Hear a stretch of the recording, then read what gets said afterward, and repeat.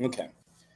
So this one here, so basically we started out chapter 27 by looking at some of the diseases that are relatively common in females from the bladder infections, yeast infections. Now we're getting into some of the actual diseases that are caused by transmission. And so the first one here is staphylococcal shock syndrome, which can be shown in a lot of different ways, but the example that I'm using today for this was going to be the actual advent of tampons and how that actually led to a human caused problem. And so first described in the late 70s in several children, 1980s is when it actually became an epidemic. That's when new high absorbency tampons were introduced to the marketplace. And every single company was trying to outdo the other by saying, oh, ours is more absorbent. Well, that ended up being a new disease that emerged from new technology, which is something that we still consider to be a serious threat as we continue to progress as humans and lots of new technologies coming out. How can this actually lead to new problems for diseases? Another example to think about would be cell phones being one of the most highly contaminated products that we carry around with us. Before 10 years ago or so, none of us really carry around cell phone like we do nowadays. So this one here would be from when tampons were first introduced in the 80s, and ultimately the causative agent is our friend that we've seen multiple times before, Staphylococcus aureus, but it's the one that actually produces a very toxic toxin known as TSST1. And the signs and symptoms were sudden development because it is a toxin, so once it started hitting the bloodstream, you became immediately sick, with high temperature, headaches, muscle aches, all the things that we've seen when we looked at toxins before. You start getting that sunburn-like rash that we've seen in the child that had the scalded skin syndrome, which is also caused by Staph aureus. And in about a week or so, the skin starts peeling off after the development of disease. And then without treatment, because it's a toxin and it's allowing the dilation of the blood vessels, you end up having low blood pressure, eventually leading to shock and death.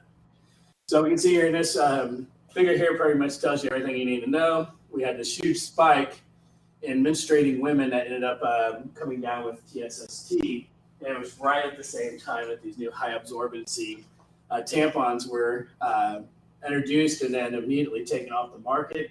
FDA got involved and started regulating how they actually dictated what the absorbency was. And we started seeing in 1982 labeling required by the FDA. We just started seeing this massive drop in the number of cases. And you can see the green line there that's at the bottom that just kind of rolls. Those are non-menstruating women. So they were not, that was just another backing to the fact that it was caused by these tampons.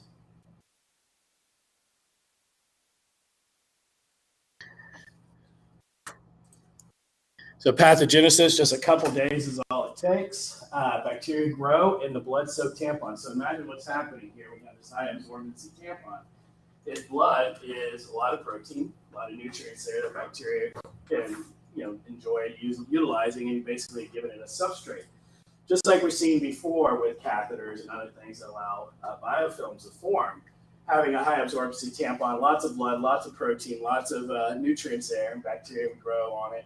And ultimately, they would start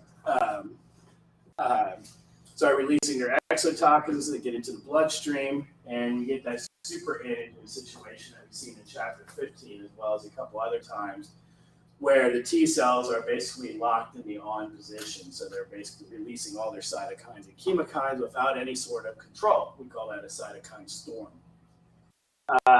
Thus, we get that drop in blood pressure because all those cytokines being released dialyzes the blood, as we've seen earlier, and you get multi-organ failure. So this particular strain of bacteria was responsible for well over 75% of all the cases. Not spread person to person. Really, the only thing that they were able to attribute it to was the tampons. Treatment and prevention. Serious disease required hospitalization, requires IV, requires antitoxins, essentially, because we have to stop those toxins first, and then we clear the bacteria, so that takes time. And most would recover within a couple weeks. However, for a select few, especially those that were immunocompromised or maybe fighting other diseases at the time, they would end up being fatal within a few hours of contracting or starting to show signs and symptoms. So this changes the story a little bit. All that up until this point was nothing to do with an STD per se. It was everything to do with genital urinary tract infections. And now we're switching gears, and all the ones we're going to cover from this point forward in this chapter are ones that can be transmitted not only sexually, but primarily sexually. So this is how we see these diseases. So remember, the book uses STI for sexually transmitted infection instead of disease. I prefer STD, so you're going to hear me say it more that way, but there's really no difference between the two. So risk of acquiring an STI increases sharply with the number of partners having unprotected sex. And what happens then is that what we see and what we've been dealing with for many, many years is multiple infections. And so as you can see here, you just get a couple people with individual infections. They start spreading it amongst themselves. And eventually you have people that actually are fighting multiple infections at one time. And whether it be asymptomatic, which you're going to see a lot of these diseases don't necessarily have symptoms. And so they may be actually carrying 2 or 3 of these pathogens at any given moment. So the scope of the problem, some of these pictures that you're going to see are ones I took over in Kubota about 10 years ago now, when I was over there last. But essentially, this is a idea of all the basics to an STD. So require clinical evaluation, even if it goes away. That's the signs and symptoms. A number of STIs can cause few or no signs or symptoms, like I just mentioned. Can produce serious effects and are transmissible. So essentially, these are highly transmissible. So these are ones that really need to be paid attention to. However, simple measures that are effective in preventing them are usually not very popular. So this is actually a picture I took over in Gabon. Don't be a fool. Put a condom on your tool. Actually, these would be billboards that were all over Africa. Huge, big public health pushes to be able to convince people to use condoms there because it was considered against their culture to use condoms. They felt like it was a way to prevent them from having as many children as possible, and that we weren't actually there trying to prevent disease. We were just trying to prevent them from having children, which was absolutely not true. But at the end of the day, that's the type of things that we were fighting. So some of them also include non-sexual modes of transmission. As we've seen before, shigellosis can be foodborne. Giardia can be waterborne. Scabies, which strangely enough, we just had an outbreak here in the city 2 weeks ago at one of the local schools where they had to shut the school down. That's actually caused by a mite. And then viral hepatitis can be foodborne or can be sexually transmitted. So some of these actually fit in more chapters than just the STD chapter. Epidemiology can be obscure, so it's really hard to track these diseases for the most part, unless it just happens to be a person that has only been with one partner and that partner had been messing around. But other than that, it's really difficult to track because a lot of these take weeks to manifest. It can be drug abuse from contaminated needles. It can then be transmitted through sexual intercourse after they've contracted from needle use. So there's a lot of different ways that these diseases pop up. And so it makes it really hard to track. So the first one we're going to look at is gonorrhea. So hopefully these 3 major ones we're going to cover here in the next few slides are ones we've all heard of before. But the idea of what the signs and symptoms are may be something a little bit different. So incubation period is about a few days. So this is one that you might be able to track right back to where you got it. However, a lot of times the disease is going to be asymptomatic, so you're not going to have any symptoms to look for. Noticeably, unpleasant, men will have to usually go seek treatment. As you can see here, there's actually pus that comes out of the penis sometimes when they're infected. So this is going to be something that's going to be very quick, at least for me anyway, that was happening, that I would be running to the hospital. But again, a lot of people may not want to because they're embarrassed. They feel like it may not be something they want to talk about to anybody, and they just hope it'll go away. When that happens, they can get inflammation if they don't have it treated, and that can lead to scarring, which then could eventually obstruct the urethra, which is going to slow down urination, which they can also cause them to have more problems down the road because that scarring is not going away. So once they have that scarring, it could increase the risk of UTIs, especially because remember that high speed of the urine is what flushes out a lot of the UTIs, and not having that or having to slow down can lead to more. Infection can also spread to the prostate gland as well as the testicles, and that's going to eventually lead to blockage, tissue destruction, and ultimately infertility. And this could be devastating to somebody that's not at that time of their life where infertility is desired. Women may have painful urination and discharge also. The infection can also spread up into the fallopian tubes and cause pelvic inflammatory disease, and again lead to problems in infertility. And worst of all, that scarring, if it's just in the fallopian tube, can also lead to ectopic pregnancies, which can also be potentially life-threatening. So the causative agent is Neisseria gonorrhoeae. It is a diplococcus, so this is one of the easiest ones to diagnose for the pathology labs because it is one of the very few diplococcus bacteria out there. So diplo meaning that it's got two spheres, and it's always seen with two at a time. One of the other things that's interesting is we actually grow it on what's called chocolate agar, and this is not made out of chocolate, but rather it is a sheep's blood that has been cooked. And when you allow blood, this bright red blood to cook, it ends up turning to this brownish milk chocolate color. And when they grow it on that, it actually is one of the few bacteria that grows only exclusively on chocolate agar. So it's also another diagnostic tool that we have. They have pili, or that fimbriae, that's used for attachment. So again, it's utilizing that to stick to the epithelial cells and then ultimately lead to infection. It's got something called LOS, which is similar to LPS, but it's actually a lipo-oligosaccharide. So just slightly different than lipopolysaccharide. And that plays a huge role in its virulence and pathogenicity. So it's just slightly different outside membrane than what our immune system used to see. Our immune system used to see in peptide-glycan or LPS. And so LOS is just a little variant which throws the immune system off, allows the bacteria to be a little bit more pathogenic and ultimately cause the disease that it does. So membrane proteins can also take iron from our immune system, so it's also fighting for a lot of the same cofactors that the enzymes in our immune system need to function properly, so that also leads to its pathogenicity. So here's chocolate agar. You can kind of see the color. There's Neisseria gonorrhoeae growing on it. You can see that brown color is why it gets its name. So it has lots of mechanisms that we just talked about that avoid host defenses. It's a human-specific pathogen, so we don't see it in any animals or we don't see it anywhere else in nature. And it's very bad at surviving in its environment, so it has to be spread person to person.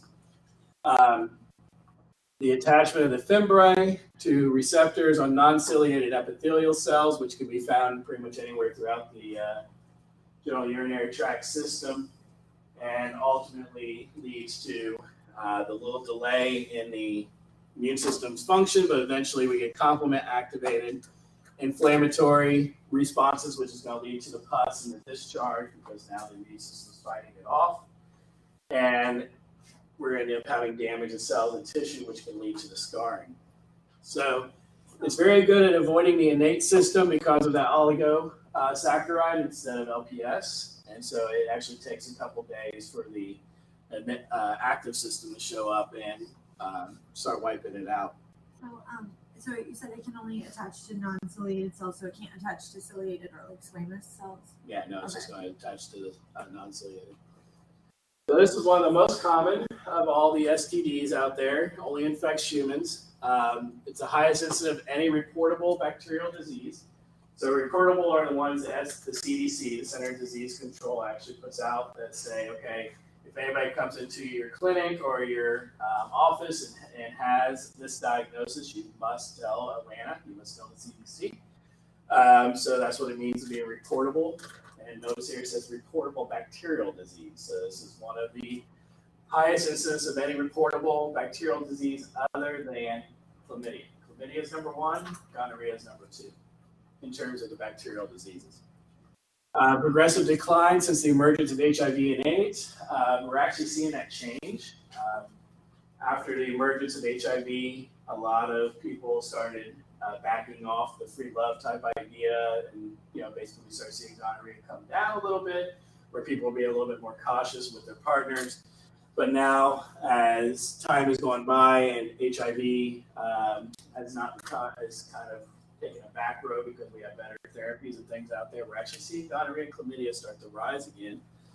And matter of fact, the ground zero for antibiotic-resistant gonorrhea and chlamydia is where, anybody know? Baton Rouge. Baton Rouge is ground zero for antibiotic-resistant gonorrhea and chlamydia. We're seeing more and more cases of people that have non-treatable or needing to go IV, getting inpatients for simple things that used to just be a penicillin, and that was all you needed to clear them. So frequently resistant to many antibiotics, as I just pointed out. Cephalosporins are now, so we're basically having to go to second-gen antibiotics. Abstinence, monogamous, and consistent correct use of condoms, always a good thing for preventing an STD, but as we pointed out, those are not always the most popular ones. Rapid identification and treatment now, so this may also be leading to having more incidence of it. Again, never allow yourself to believe that when you see higher incidence of a disease, that means it's much more prevalent, right? It actually means probably that we've just gotten better at diagnosing it. We can actually say, okay, for sure you have gonorrhea, or for sure it's chlamydia. No vaccine. The reason why is that antigenetic variation. So that means that it switches out what it looks like on the outside too often for the immune system to build proper memory cells. And so just because memory cells are built for it looking like this, maybe tomorrow it looks something different, the next day it looks something different. That's what antigenetic variation is for. And there's also no animal models, so we don't really have a good way of studying this in the labs, mainly because it's a human-specific bacteria. So it's really hard outside of in vitro growing it on those chocolate auger plates. It's hard to actually develop an animal model where we can test new medications, test new vaccines. It's just not out there. Now, we also give a prophylactic eye drop to newborns. I'm going to get it wrong, but I think it's Ophthalmia neonatorium. It's an antibiotic eye drop that's given to children immediately after birth to minimize any chances of them contracting anything through the birth canal. And so mom may have gonorrhea, but it's asymptomatic. Right? Maybe she didn't realize she had it. This prevents the child from potentially getting it in the eyes, which they can lead to blindness pretty quickly. So switching over to chlamydia, another exciting bacterial STD. Usually it's going to be a little bit longer. Instead of 2 to 5 days like gonorrhea, it's going to be upwards of 2 weeks before you start seeing signs and symptoms. You're still going to have that discharge. So for somebody that may have already experienced gonorrhea, they may think it's another recurrence. So it definitely needs to be tested and diagnosed properly. Sometimes painful testes, pain on urination, again, because of the inflammation that's happening. Women, same thing as we've seen before, could have some pain, inflammation, maybe a little bleeding, again, all from the immune system's response against the bacteria. However, notice the numbers here. 75% of women, 50% of men are asymptomatic. So again, the person that you're with may not even know they have it, and then they spread it to other people. So this is how STDs become a serious problem in nature. Some strains cause lymphogranuloma, which is a rare disease in which the lymph nodes in the groin swell and drain pus and may need surgery, and could probably could cause problems down the road. Enlarged buboes, so the enlarged lymph nodes. Whenever you hear the term bubonic plague, which we'll see in the next chapter, it actually comes from the fact that buboes are inflamed lymph nodes. And so in this case, you see enlarged nodes, and it says buboes here in parentheses. That's where that term bubonic plague comes from, is just enlarged lymph nodes, which are incredibly painful. They repeat draining and healing. So they're always filling up, inflamed, and then they drain, and then inflame, drain, and that causes scarring or fibrosis to occur which then can lead to obstruction of lymph nodes, which then leads to surgery also to have them removed or to be fixed in some sort of way. Causative agent is Chlamydia trachomatis. It's an obligate intracellular. So this is an interesting one. This is a bacteria. So normally we don't think about them as being obligate intracellular, but so it's acting like a virus. Gram-negative bacterium. During replication, it has two life cycles. It has the inclusion bodies, and it also has another. I have to think about it. It's going to be on the next slide. But ultimately, it's got two, and so one is infectious, the other one isn't. We'll see it on the next slide. And there's 8 different types of antigenetic types of this particular bacteria, which then also makes it pretty difficult to build a vaccine or build any sort of strong strategy against, because just like gonorrhea, the antigens are always changing on it. So there's a video here that you can look at to see the actual life cycle happening. It's a goofy little video I found a few years ago on YouTube that it's dubbed over by Homer Simpson, I think, if I remember right. So here's the 2 bodies. So infectious form is called the elementary bodies. The non-infectious form are the reticulate bodies. But what's happening here is, again, it is a obligate intracellular, so it has to get inside our cells. So in this case, the elementary body attaches to the epithelial cell and enters and gets inside an endosome, right? So in this case, the immune system's doing what it's supposed to do. The cell is putting it inside an endosome, and it's going to bring a lysosome over to destroy it. But now that it's inside there, it changes over to a reticulate body. It's non-infectious at this point inside the cell. That just means you can't give it to somebody else. And so once it's a reticulate body inside the endosome, it starts replicating. It starts actually covering the endosome with some self proteins, where essentially now the cell doesn't recognize it as being foreign anymore. And so it just keeps growing in there, almost like a virus. The lysosomes can't bind to it because it's not in its proper form, so the bacteria just keeps growing and growing and growing until it swells up so big that it ends up releasing out of the cell and back into elementary bodies, where it can spread to other cells and continue that process down until the immune system ultimately stops it. So this is a pretty interesting way of a life cycle, because it's acting more like a virus than it is a bacteria. So this is the most notifiable bacterial disease, right? Not viral, bacterial. Number of reported cases has been on the rise, and again, that's probably because of increased awareness, people having a little bit more ownership to their body and feeling like it's okay to go talk to doctors and nurses and things like this about problems that they're having, and therefore we got better diagnostic tests. So again, I don't know if it's necessarily on the rise as much as it is just better diagnostics. Non-sexual transmission can occur, and this happens in non-chlorinated pools, and not necessarily non-chlorinated, but not chlorinated optimally. And so yet again, another reason why you'll rarely ever see me in a public pool. I've got too many listed in my head as I touch the water and say, I don't know, I don't need it. Newborns, again, get that same eye drop for the same reasons, because we do not want the child to pick up the infection during the birth. And again, that goes back to the idea that 75% of women are non-symptomatic or asymptomatic. So treatment, prevention, antibiotics. We treat the sexual partner too. If you have a relationship with them or them, we treat them all as we can. Abstinence, monogamous relationships. Again, standard operating procedure for all these STDs. All sexually active women are suggested to get this as part of your once-a-year checkups. It's just part of the standard operating procedure. Next one here is one of my favorites, syphilis. This is the one that has been called the great imitator. We've seen this in the very first slide last week, where this one actually dates back to beginnings of civilization. There's actually Egyptian hieroglyphs that show somebody that may have what looks like syphilis. And so this is something that humans have been fighting for many, many years. It has 3 main life cycles, and so it actually manifests itself as 3 different diseases to some folk, especially before we were able to have good diagnostic tests for it. Some people actually felt like they had just gotten 3 different diseases at different stages of their life. So let's go over each of the stages, and that's how we define it. We define somebody as what clinical stage that they're in.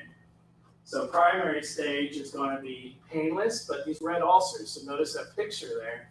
That looks like that's incredibly painful. It's a big red ulcer there, but that is actually has no pain to it whatsoever. And so usually on the genitalia, but can also occur anywhere else on the body.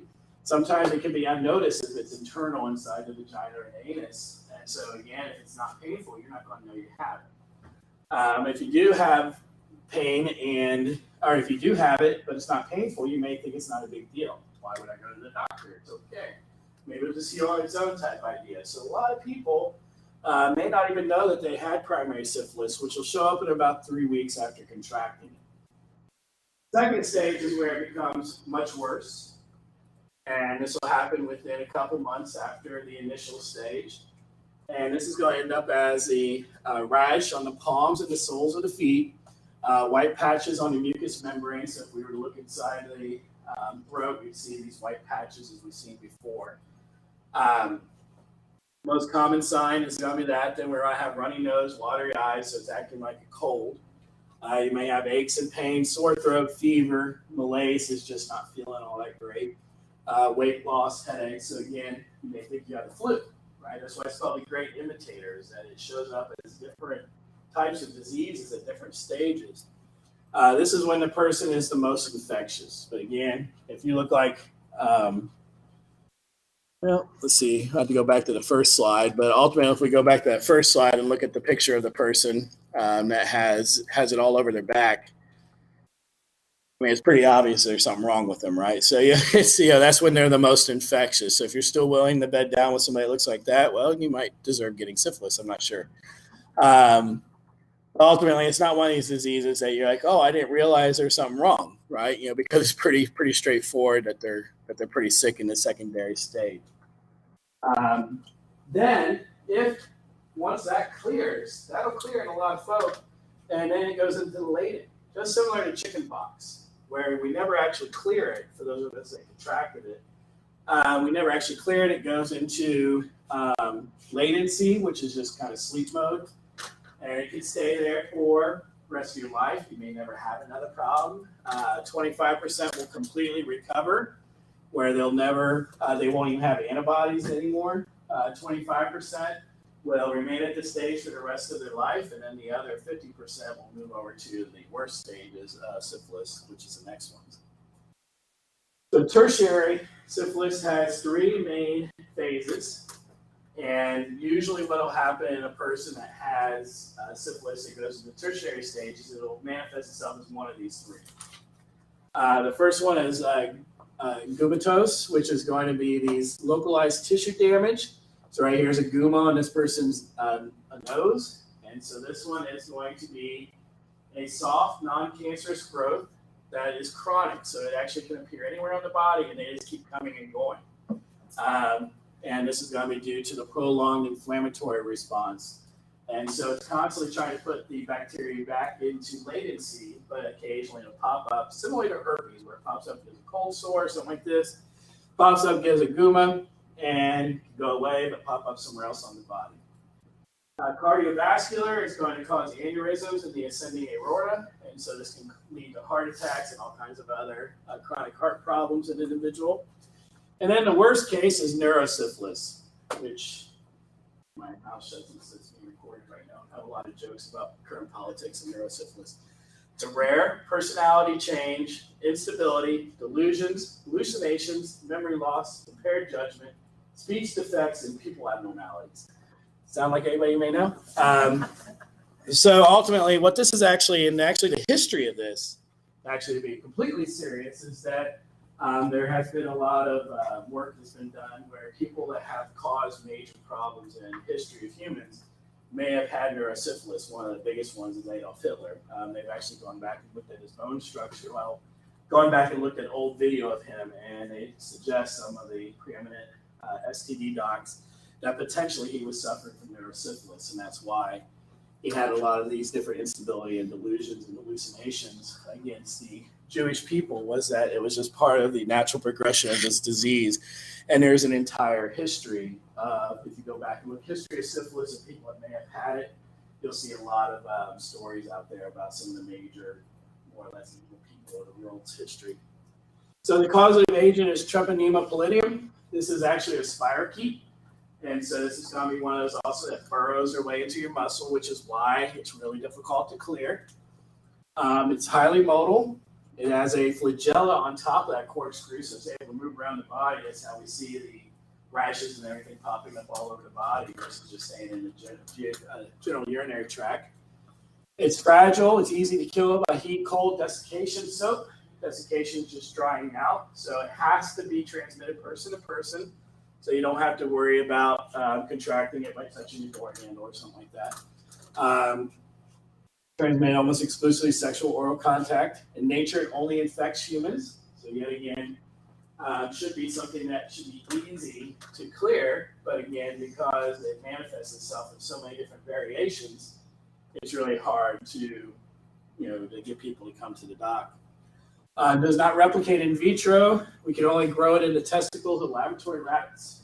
So again, just to show you some of the complications when, I know a lot of times urban legends pop up that say, oh, the reasons why we don't have cures is X, Y, Z, right?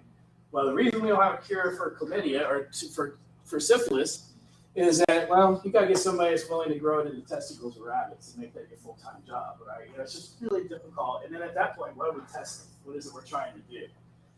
So it becomes incredibly problematic to get it to grow. It also lacks a lot of metabolic ability, so it utilizes our cells to help supplement the things that it's missing. So pretty difficult to work with in the lab, and therefore pretty difficult to find a positive cure for. So here, each of the three phases, it has the pathogenesis, but mainly primary it stays close to where it was contracted at, so in the general urinary tract. But then it can spread in lymph nodes and bloodstream, which then is going to cause it to go to secondary. Secondary can show up anywhere on the body. And it can last for months or a year, and then sometimes can go into latency, which then you may never have another problem in your life with it. And then it's going to be those 50% or so that go to tertiary. And once it's in tertiary, you're no longer infectious. You can't get anybody else sick. If you have neurosyphilis, you're not giving it to anybody else, but there's no cure for you either. There's no way to fix it. Once it's gone that far and it's been in your body for that long, so imagine by the time it gets to tertiary, it could be 2 decades or better. At that point, any damage that's been done is done, and so we can see the infection in the skins, the bone. So that's how we're able to see it in some historical figures and going back and looking at bone structure if the skeletons are known. And then at that point, it becomes a big problem because you have a lot of sores, especially those gummas. If you have the gummatose tertiary, those gummas being open sores can lead you to other STDs, especially if they're internal and you don't know you have them. So epidemiology, pretty much everywhere around the world. Can occur also, not only oral and sexual, but it can also be from kissing. But it would only be kissing somebody who has secondary syphilis, right? You would be kissing somebody who has open wounds. And so, again, simple blood test is an effective screening tool. We can basically diagnose somebody pretty quickly. Antibiotics work well, except for in tertiary. Again, tertiary is all about the damage that's already been done. It's not an active infection anymore. It's just the damage that's occurred to that point. Therefore, there's nothing to cure. You're just kind of screwed up at that moment. No vaccine. Congenital syphilis is prevented by treating the mother before the 4th month of pregnancy. So again, if you're under proper well mom care and during your pregnancy, this will all be things that are tested for to ensure that you're clear of syphilis. And if you're not, then we'll start treating you with penicillin right away in the 2nd trimester to ensure that it's not sent over, or not given to the child. All right. Next one, we're switching over to viruses now. So viruses, the first one is genital herpes. So this is very similar to what we already seen with cold sores. HSV1 or herpes simplex virus 1, it causes cold sores, which we've seen in the this one here is going to be HSV2. Very related, very similar virus, but different in the way that it manifests signs and symptoms. So here we got 2 to 20 days. So again, it can be pretty quick after contracting it that you start getting your very first sores. And it's going to cause the same type of sores as a cold sore, but instead of being around the mouth, this one's going to be around the genital area and can cause these very painful blisters. So it's not going to be something that I've not noticed. But within a couple days, they clear, they heal, they go away. And so a lot of folks, again, are going to be resistant to go to the doc, mainly because of embarrassment or fear of the unknown. The worst is going to be a first outbreak, and then after that, they tend to be not as severe. And so again, if somebody's already had their first outbreaks and they're just dealing with an outbreak every few months, it may be something they keep to themselves. A causative agent is the other virus, so herpes simplex virus 2. It's going to be the same type of virus, except for they look the same on the outside, but their genetics is about only 50% similar, which is pretty not similar, right? If you only were 50% similar to somebody else, that's really not that similar, right? There's still 50% that's not. But on the outside, looking at the virus through electron microscopes, they look very similar. Either can affect the mouth and genitalia. HSV2 is more severe. So pathogenesis, just like everything else we've covered so far, it always starts with attachment to epithelial cells, which then causes to lyse because now we're a virus. So we are obligate intracellular. So we're inside the cells, multiplying, and when they burst out of the cell, obviously they're killing that cell. They create those small fluid-filled blisters. Those are filled with the virus. So virion, if you haven't figured it out yet, virion is just singular for virus. And so it's going to be filled with virions, and that's going to cause that rupturing where all those virions are getting out is what causes the painful ulcerations. And that's where they're going to be the most infectious too, is when they have those open sores, because the open sores are just filled with virus. Latency is not completely understood. We don't understand. Some folk, when they get HSV2, they may only get an outbreak every once in a blue moon, like once every 6 months to a year or so.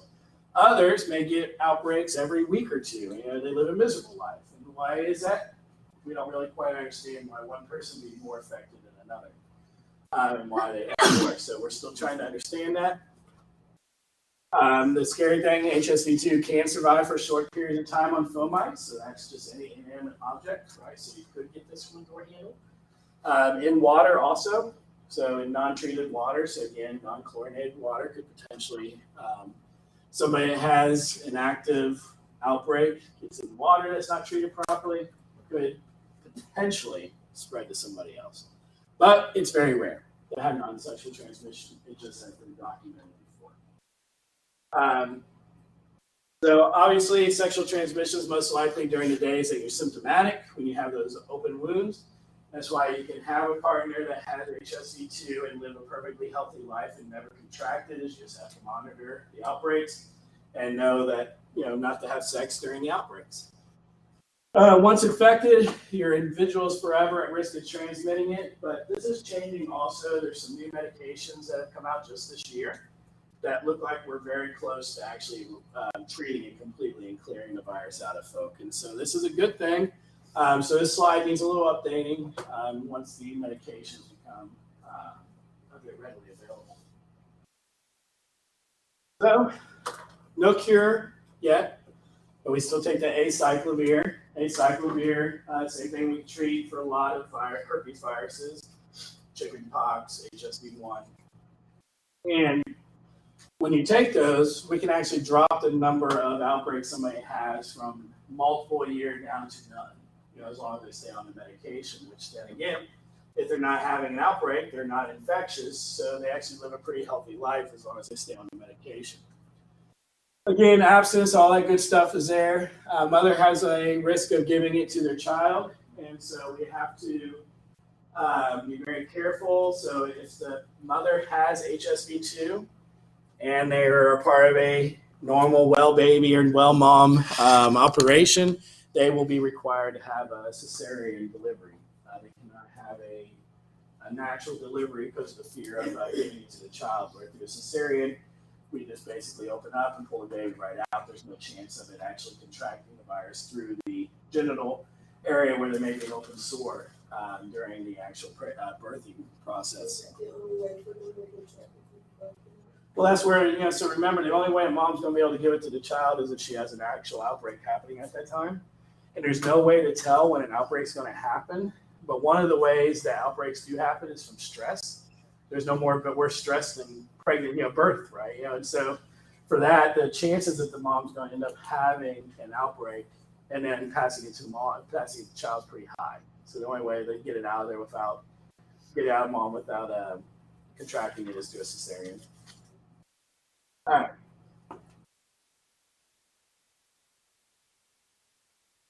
All right. Well, we've seen this one bunch. We've had quite a few talks about HIV, so I don't think there's going to be anything here that you haven't seen before.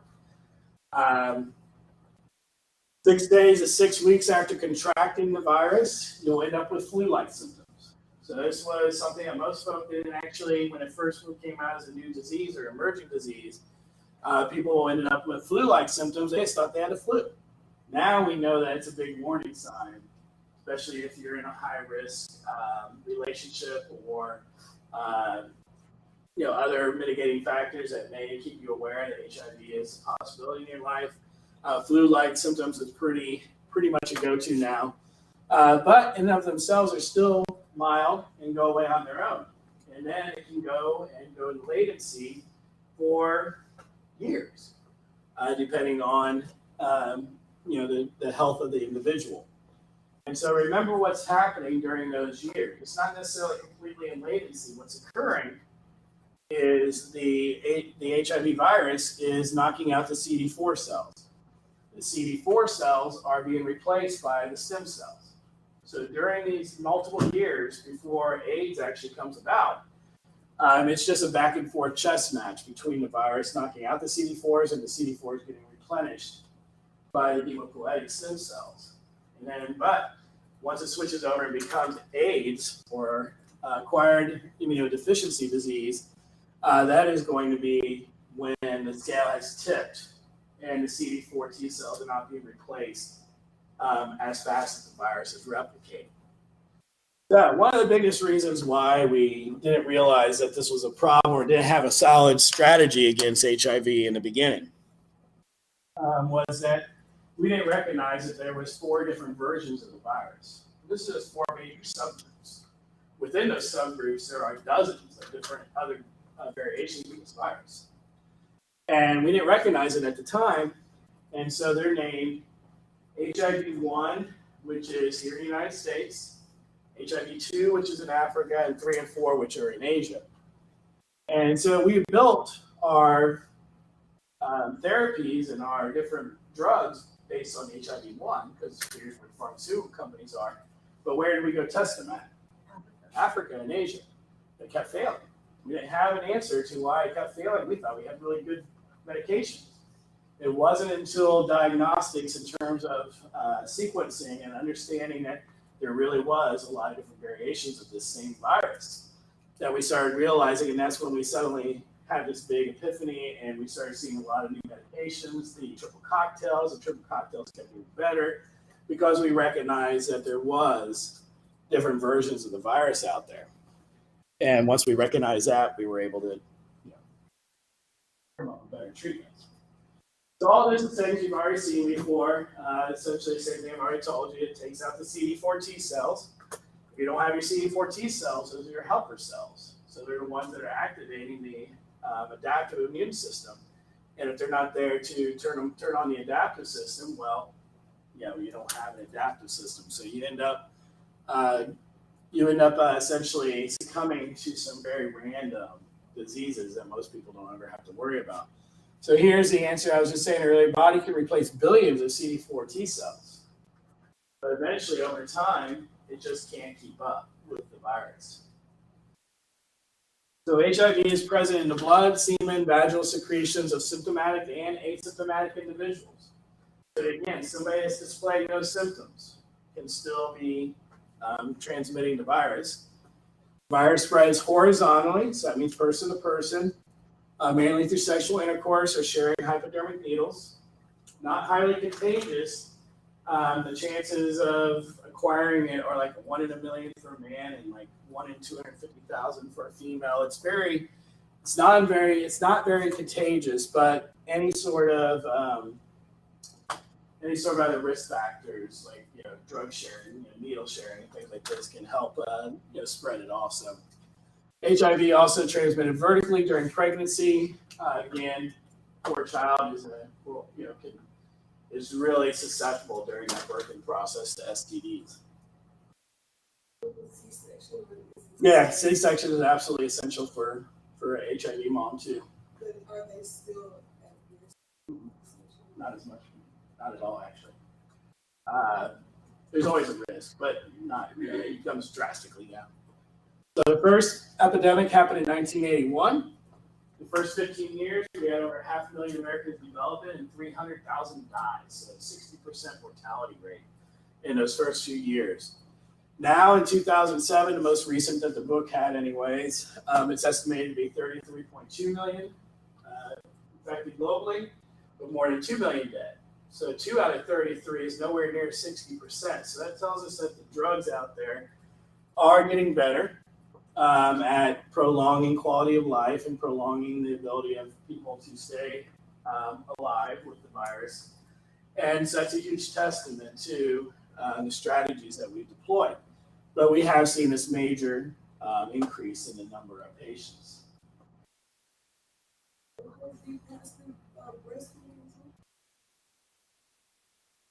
Good question. I think so, but it's not very easy, right? Because what happens during breastfeeding is the virus is going to go into the stomach acid and probably be destroyed. And I'll have to go look at that, but I think there has been a couple cases of that. The treatment and prevention, when we do the triple cocktail, as you probably heard of before, and it's going to block against 3 major viral enzymes. So the first one is going to block reverse transcriptase. So remember that HIV is actually an RNA virus, and we have to just remember what transcription and translation is. But remember, DNA transcribes into RNA. That turns into your messenger RNA, which then turns into a protein, or gets translated into a protein. So you got transcription, translation. And this is what we call the central dogma. And for the longest period of time, we believed that everything on nature followed this path. Well, HIV comes in as an RNA virus. And so the very first 2 years that we were studying it, we automatically assumed, because we knew there was RNA viruses out there, but most RNA viruses actually just go straight to protein. And so we just assumed that's what HIV did. Well, we now know it actually brings on board its own enzyme. We call it reverse transcriptase, which I know I've talked about before, but just kind of highlighting it again. Got reverse transcriptase, which allows it to go RNA backwards to DNA. But we don't have that. So that's a perfect target. So one of the 3 drugs in the triple cocktail is a reverse transcriptase inhibitor. The second one is a viral protease. So this is an enzyme that just chews up virus proteins. So this is a good one. And the third one is a viral integrase. So if you're integrating, that means the virus is trying to get into our DNA. Basically, going to go into latency. And so we block it there too. There's another drug that goes in there that also blocks viral attachment. So trying to stop it from entering cells in the very beginning. So blocking or covering the CD4. And so this actually ends up being called highly active antiretroviral therapy, or HAART. So if you ever heard the acronym HAART for HIV medication, that's what it stands for. And what it's doing is it's trying to attack the virus at multiple different angles. Because it's a gnarly virus and it can mutate very quickly. And when it mutates against one of these drugs, well, then that drug ends up being ineffective altogether. And so by attacking it by 4 different groups of medications, you minimize the chances of it mutating. Therefore, the life expectancy of a person is extended. Now, not to say that these don't have side effects. They do. But the side effects of not having them is death. And so most people are fine with the side effects of these drugs, but occasionally people just say, I can't take these drugs, they're just too toxic, and they'll go off of them. It's also very expensive.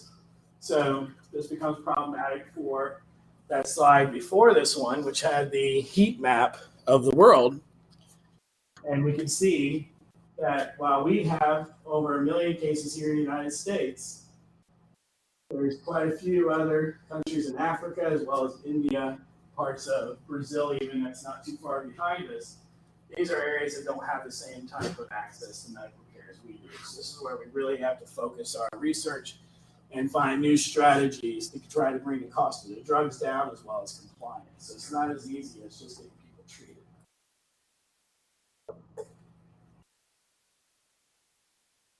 All right, so now we're switching over to protozoas. So we're switching away from viruses into eukaryotes. And so this one is Trich.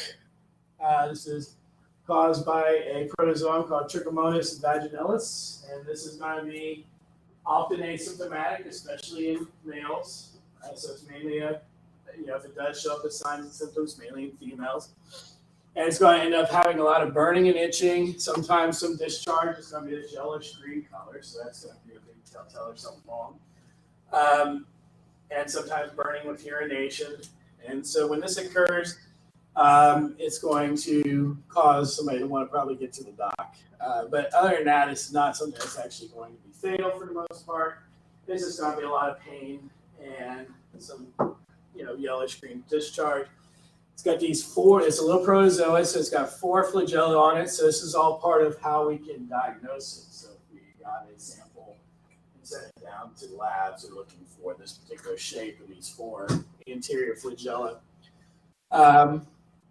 Identifiable by this jerky motility, because it's got 4 legs, and the 4 legs are basically trying to go in different directions. So it's all over the place underneath the microscope. It's kind of almost comical to look at, but not comical to have. So we don't really know about its pathogenesis because, yet again, it's pretty self-limiting. And so we don't really spend a lot of money researching it or understanding it. So that's why it says not fully understood. Produces a whole bunch of adherence factors. So, right, the very first thing for causing disease is to be able to adhere. And so it adheres, and then it's able to move around, producing the symptoms and signs. It might have some toxins that's produced, but we're not 100% sure. It's worldwide distribution, so we see it all over the world.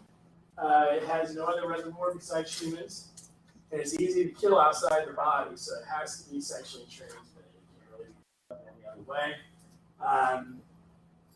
Very, very limited, as it says here. You can get it from towels and bathtubs, but that's like if you're jumping right in and using the towel immediately after something else. It's not going to be next day or something like that. People asked me last semester, what about hotel room where somebody checked out that morning and you got any after?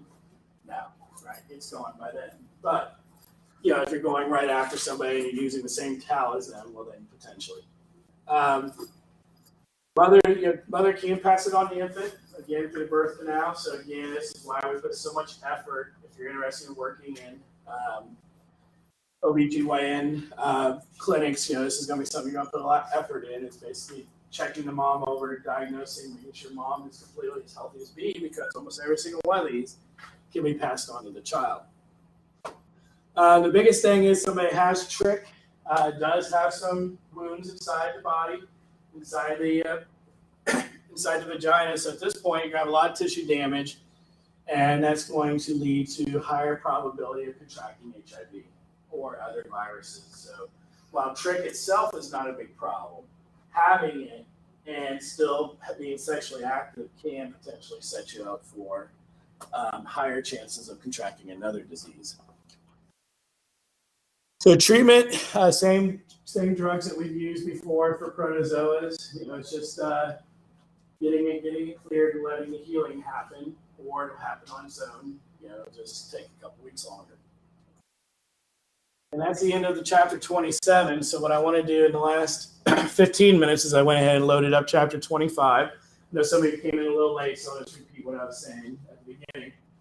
Is that that's the last that's going to be on exam 4, right? So exam 4 has got 23 with the wound chapter, the digestive chapter 24, and the STD chapter 27. That'll be on Tuesday. That's all we're doing. You're going to come in and take your exam as we do any other exam day, and you're done.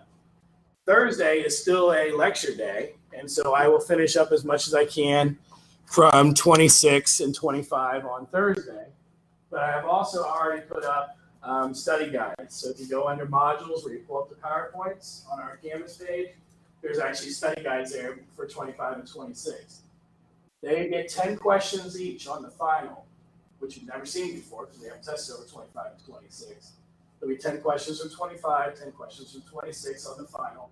And like I said, I got you the study guides on there. We'll try to get through as much as possible, but there's a high probability that I won't be able to get through all of it. So just keep that in mind over the break. Start looking at 25 and 26, but mainly focus on getting ready for Tuesday for your final exam. For the exam 4. Your final exam is Thursday of finals week. So 2 weeks from Thanksgiving is your final exam. And I think that's the 6th of December at 10:30 a.m. in this room. All right, and that's only for my class. The online class, you're going to get some other examples or other times to be able to take the test. All right, so chapter 25 is getting into blood and lymph. And so blood and lymph diseases are going to be a lot that we've already seen before.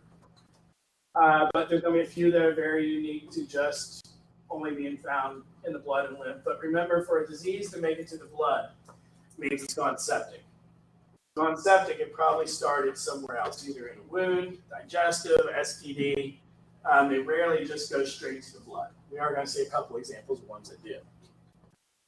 So the very first one we're going to talk about is Emil Yersin, the physician that was volunteering at the Pasteur Institute over in France and was very interested in the plague. This is the plague that almost everybody learns in elementary school. It took out 1/3 of Europe back in the 1300s. But he was very interested in it and wanted to know exactly what it was that caused it. And he also was disenfranchised because he wanted research to help basically the betterment of mankind and not necessarily be a money-making endeavor. And so he wanted all medicines to essentially be free once they were discovered. So he ended up going to Vietnam and became so enthralled with Vietnam, he ended up staying there and studied the plague and understood how it actually caused disease and was able to give some sort of light that had never been understood about what had happened in Europe about 700 years before he started studying it. And when he did that, he essentially learned, he went to an outbreak in Hong Kong and discovered a bacillus that was found in the lymph nodes of infected people. And it was named after him, which is Yersinia pestis. And so that's one we're going to cover in this chapter is Yersinia pestis. It's the causative agent of the bubonic plague. So, circulation of blood and lymph, we've already covered most of this, but another chapter. So some vocab, bacteremia, viremia, fungemia just means it's in the blood, bacteria, virus, or fungus. However, we usually just use the word sepsis, which means that there's blood poisoning happening. Once you have blood poisoning happening, that doesn't mean it's a death certificate signed. It just means that you better get some medications immediately and start clearing it, because what can happen is what we've seen so many times before. Blood pressure starts to drop because dilation of the vessels causes you to go into shock and eventually death, which is called septic shock. Cardiovascular system. Normally, the big thing here is not necessarily knowing all the different pieces and parts, but recognizing that it's made up of quite a bit of the body, and that the important part is both systems, the lymphatic and the cardiovascular, are almost inherently sterile. So unlike the digestive system, unlike the skin, unlike the genitourinary tract, where we have a lot of normal microbiota, blood and lymphatic are sterile. And so once you get a bacteria or virus in there, that's when it starts wreaking havoc. The heart, all the different pieces and parts there. Again, I don't ask you any questions over anatomy, so if you want to look at these, it's great. But I want to try to cover as much of the actual good stuff as we can. Lymphatic system we covered in chapter 15. See it here again, but remember that's just the part that actually picks up the macrophages, dendritic cells, brings them to the spleen, the lymph nodes, to ultimately try to meet their T cells and B cells. Lymphatic vessels, if they become infected, is called lymphangitis, and so it's just another medical term determining that the pathogens actually in the lymph nodes. So bacterial diseases are not common at all in the blood system. However, when they get in there, it becomes fatal pretty quick. Usually, bacteria carry the bloodstream by flow of lymph. We call it endocarditis if it's infecting the heart valves in the heart. Acute bacterial endocarditis is going to start out with fever, and then seen these before. It's mainly Staphylococcus aureus again, or Streptococcus pneumoniae. Starts destroying the heart valve, starts forming abscesses, which lead to heart failure. So this is going to be a chronic problem for that individual. If they clear the bacteria, the damage to the heart's already been done, and so they're going to be dealing with heart failure issues for whatever time they have left. Subacute bacterial endocarditis is going to be much more slowly. It's going to come on much slower. And this is going to be something that the docs are usually just going to monitor in that individual. If it hasn't gone full acute, they cleared the bacterial infection through antibiotics or whatever else they did, and they recognized and diagnosed subacute bacterial endocarditis. And this is going to be part of the normal checkups, just to check on the heart. They'll go through probably a stress test every year or so just to monitor how much heart rate they still have left. And sepsis doesn't matter what's actually causing it. It's just saying that there's something that got into the blood. And so it doesn't matter if it's gram-negative or gram-positive or any other infectious agent. So we're going through the endocarditis first. First thing somebody's going to notice is that they're just tired, right? If your heart's getting beat up by a bacteria, you're not going to be pumping as much blood. You're going to be noticeably fatigued. You might have a fever because the infection is causing you to fight it off. You'll become gradually ill and start losing energy over weeks or months, and then you may end up developing a stroke. That's going to be the telltale sign that's going to get you in the hospital. Causative agent can be pretty much any normal microbiota. Anything that ends up getting into the blood, getting into causing sepsis, and then endocarditis. So it can be pretty much any of the normal microbiota. So that's because of that. It's usually going to be in older folks, especially ones that have already had their immune system start weakening, or they're immunosuppressed in some sort of way where their normal microbiota is found their way into the blood. Not always possible, but maybe cleared by lung phagocytes. So we can see that the immune system can still get in there and clear it out. Pathogenesis, it can enter the blood through dental procedures, toothbrushing, or trauma. So anything that you've essentially allowed an open wound for normal microbiota. So essentially what you're going to be tested on Tuesday, anything in the wound chapter can get into the blood, can lead to subacute bacterial endocarditis. Causes the vessels to weaken and balloon out, which is an aneurysm, and that can lead to worse things down the road, such as stroke and heart attack also. High antibody levels are often found, leading to harmful immune complexes. So remember from chapter 14 and 15 when we were learning about antibodies, one of the things that antibodies can do is they can clump together, and they start forming those big complexes. Well, if that's happening inside the heart, that's going to be problematic. That's actually going to cause more problems. So this is something that we're actually talking about here, is that having those immune complexes in the blood can sometimes be problematic. We talked about glomerulonephritis, sorry, I'm losing my voice, in the kidneys. So that's just, again, we've seen that before. That's when the blood is you have sepsis, the blood gets filtered by the kidneys, and then the bacteria is going to be in the kidneys, causing kidney failure. And that leads to death pretty quickly. So epidemiology, again, it's really difficult to actually pinpoint why somebody might be susceptible to bacterial endocarditis, but we do know it can come from wounds, it can come from surgeries, it can come from drug abuse, patients with catheters, artificial heart valves if they weren't sterile before they were inserted, which is not as uncommon as you would think. And so any of these possibilities where essentially you're allowing a bacteria to get inside the body into these sterile areas of the blood can potentially lead to endocarditis. Long-term antibiotic medications, so this is going to be something you have to be on for a long period of time, mainly because we want to make sure it's completely cleared out. Artificial implants must be replaced, so if somebody recognizes that their heart valve is infected or was contaminated, is probably the proper term to use, then they have to go in for another surgery. Well, most people that get heart valves or any sort of other artificial joints are not young for the most part, right? So you're putting somebody that's already immunocompromised into another situation where they're having to go into a surgery a second time, which then can be leading a whole nother series of events for them.